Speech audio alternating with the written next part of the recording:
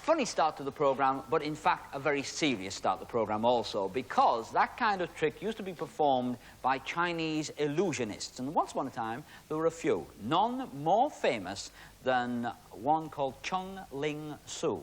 He's mostly famous because of an accident that took place, a fatal accident.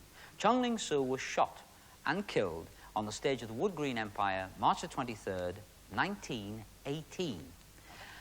And by an amazing set of sequence, coincidences, whatever, it came to the knowledge of the people that run this program that the man who was on stage with Soo the night he was shot was still alive.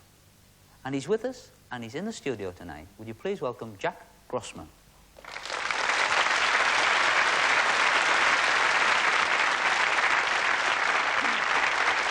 Nice to meet you, Jack. Welcome to the show.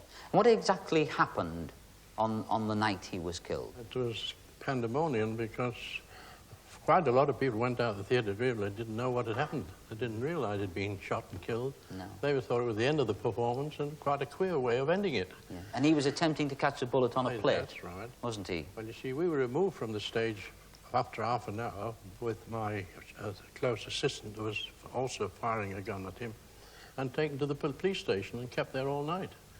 And we were only released in the early morning when we were told that Chung Ling Soo had died and they didn't need us anymore. That was all that... And then what, there was an inquest and Well, there was. Sure, months afterward, the guns had been examined by a gunsmith, and they brought in, after getting the report from the gunsmith, they brought in a death. His death was brought on by misadventure. Mm. I know that because I've obviously read it all my life about Chung Ling Soo. There were various other theories put forward of murder and suicide, and I know they found a fault in the gun itself. Yes. You know, but how do you feel about those? Well, there's only one possibility, and certainly I wouldn't think there was any possibility of a murder. No. But suicide is a very clear possibility. Mm. He might have decided to end his life in a very dramatic way.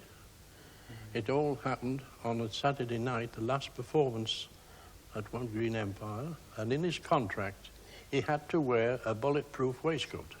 But that night at Wood Green Empire he didn't wear it.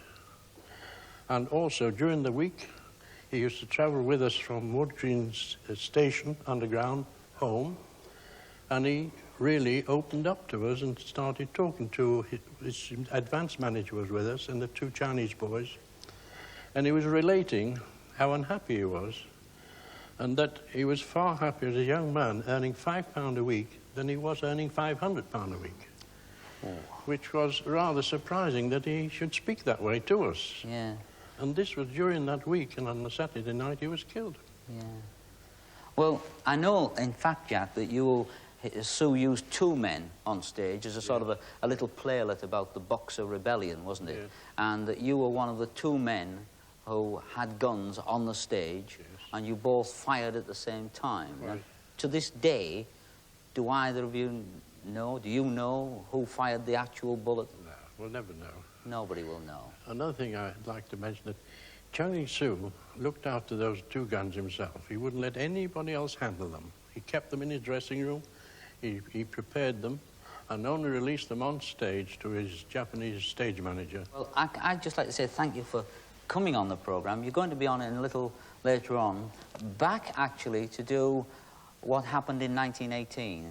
You see, we're going to recreate the scene, and I shall play the part of Soo, and we are going to attempt to catch the bullet on the plate, which in fact Soo had done for 12 years before he was fatally shot. Jack has agreed to take part in the playlet again, and we just hope that it doesn't go wrong like it did on that night.